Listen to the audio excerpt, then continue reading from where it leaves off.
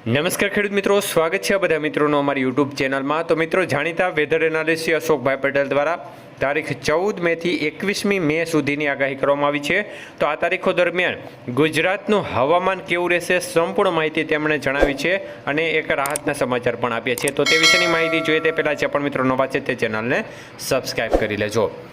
તો મિત્રો, અશોકભાઈ પટેલ જણાવે છે કે રાજ્યના મોટા ભાગના ગરમ કેન્દ્રોમાં મહત્તમ તાપમાન નોર્મલ કરતાં 2 થી 3 ડિગ્રી જેટલું વધુ જોવા મળી રહ્યું છે। ત્યારે હાલમાં ગુજરાતના મોટા ભાગના વિસ્તારમાં નોર્મલ તાપમાન 40.5 થી 41 ડિગ્રી જેટલું ગણાય, પરંતુ તેની સરખામણી અત્યારે 2-3 ડિગ્રી તાપમાન છે તે વધુ જોવા મળી રહ્યું છે। ત્યારે ખાસ કરીને 15 મેથી 21મી મે સુધીની આગાહી કરતાં જણાવે છે કે આગાહીના સમયગાળા દરમિયાન પવન છે તે મુખ્યત્વે પશ્ચિમ દિશાના રહેશે। પવનની ઝડપ વિશે વાત કરાવતા જણાવે છે કે 18 મે સુધી પવન છે તે 15 થી 20 કિલોમીટર પ્રતિ કલાકના રહેશે અને ત્યારબાદ 20 થી 30 કિલોમીટર પ્રતિ કલાકના પવનો રહેશે।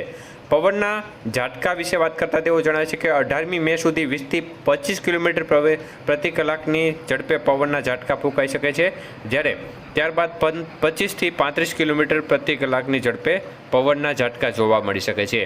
તો આગામી 2 દિવસ આંશિક વાદળછાયું વાતાવરણ રહેશે, ત્યારબાદના દિવસોમાં વાતાવરણ ચોખ્ખું રહેશે અને તાજેતરના સ્તર કરતાં મહત્તમ તાપમાનમાં 2 થી 3 ડિગ્રી જેટલો ઘટાડો થશે, જેના કારણે ગરમીમાં નોંધપાત્ર રીતે રાહત મળશે તેવી વાત અશોકભાઈ પટેલે જણાવી છે।